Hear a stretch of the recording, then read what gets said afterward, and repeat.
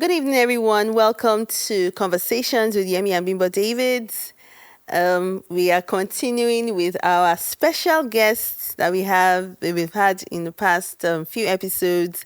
Our first daughter, Pelumi. Hi everyone, my name is Pelumi Pelumi. Davids.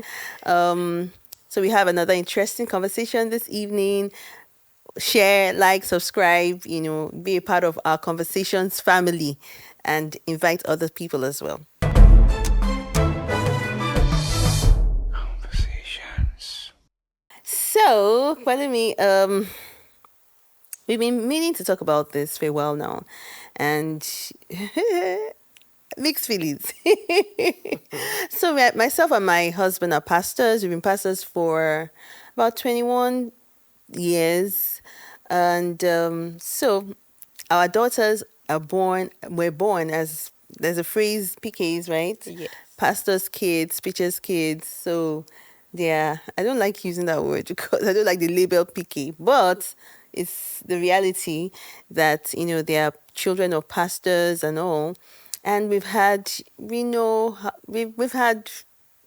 reports, we've heard stories of other pastors' kids and how they navigated or how they journeyed through that reality. So, Pelumi, you're a pastor's child. Yes. How has it been? How is it being a pastor's child? Well, I think now it is better, but starting out, especially as the firstborn, I think it was quite difficult being a pastor's daughter or pastor's child.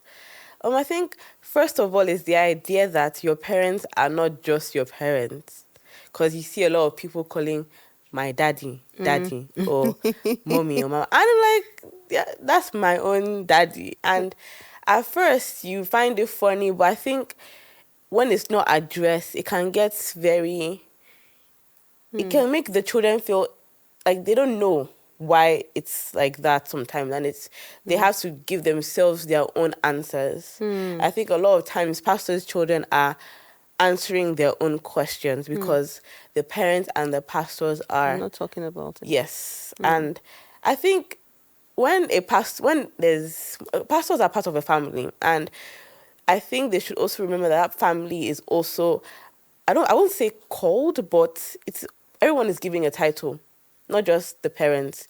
The children are now titled pastors' kids, and that also comes with a set of responsibilities that aren't talked about. That's why you always hear pastors' children are the worst. I know in Nigeria they say that the pastors' kids are the worst type of kids because they see that pastors' kids are the naughtiest of the bunch. And I think it's because there's a lack of attention, just a number of things that are not being addressed adequately. Conversations. For the first time, I just realized that she said, that being our daughter and having other people also call us my spiritual father, my spiritual mother, or my daddy. We try not to do that in our own church in that sense, but people do. But I didn't. It just dawning on me that for a young child, hearing other people call your parents, so they feel like there's no exclusivity with them. Yeah. That means I'm not special, really, right? Is that what you're saying? Yeah. I never, this is the first time I'm really thinking about that, okay, true. So I'm not the pastor's child, but for them, they're, so as a child, I remember, enjoying that bond that, this is my dad, this is my mom. But for them, it's different because everybody calls your parents dad, spiritual mom. So, and she said, that because we don't talk about it, they have to answer their own questions, and which is something that has, affected a lot of pastors' kids. We tend to think that automatically they should understand, they should know that because the pastor is called, the child should understand that my my father is called, my mom is called, God called them, so they should just automatically just enter into that space of knowing how they should behave, knowing about church, even, I just realized, I remember there was a conversation we had some years ago where we had to explain why we had to go to church, we had to be in church a lot. And I just felt that they needed to understand, because sometimes you just feel they should know, they should understand, but they don't. The same way a child, a normal child, a child that doesn't have pastors as parents would ask, they have the right to also ask and question why their parents, they are not the ones called. God did not call them, except God did, But I right? think when a pastor, especially a pastor that has a family, I feel like the family is also called. You might not be preaching on the altar, but we are giving a title, and whether we like it or not, people will look to us for influence. Whether, like in children's church or in teens church, they wouldn't look at me the same way they look at other teenagers. And it's kind of the But isn't that an calling. unrealistic expectation? Yes, and also no.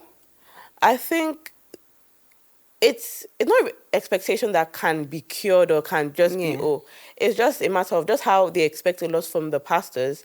They also expect that, oh, Their charity children. kind of starts at home, so the children should act right. And I think a lot of African pastors, because I think I see it more in Africa, they automatically, they don't pay attention to their own children's relationship with God. Like they are preaching in church, but they're not preaching at home.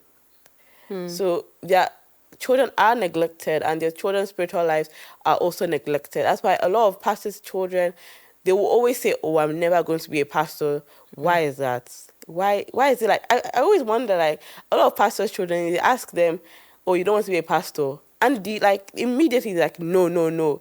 There's like Well, almost a trauma linked to that. well, I guess it's just because if you ask us to when we were younger, we would have said the same thing, that you want to be a pastor, and we say no, because we just feel that sense of, there's a sense of responsibility, of accountability that comes as a pastor Yeah. generally.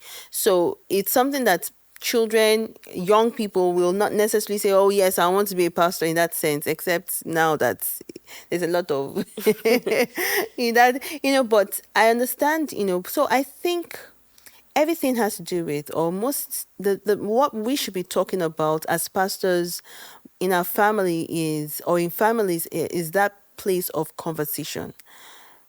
Understanding that your child or your children will not necessarily get the the the calling. So there are different kinds of pastors and ministers and preachers. There are people that are evangelists, there are people that are in church. So, but sometimes we just feel our children should get it. Yeah. But we need to, like you said, we don't pay attention. Most pastors don't pay attention to their children's spirituality because they feel it should pass down. You should know. Yeah. You should, but there has to be that intentionality conversation, even with us and with you, your experience. I know that there were times when she would say, I want to know God for myself. I don't want to know God because you know God. I don't want to know the God that you serve. I want to know the God that I have experienced myself. And that made me realize that, what, there are certain things that I can tell her as my mom, as a mom, but there are other things, there are other people that she needs to hear from, that is not just her parents, that because her parents are pastors. So I would ensure that, what, go to teens church, hear from other people, adults, go to other Christian events, and curate your own experience with God. Have it for yourself. So it's not like it's because your parents are pastors, right? Yeah.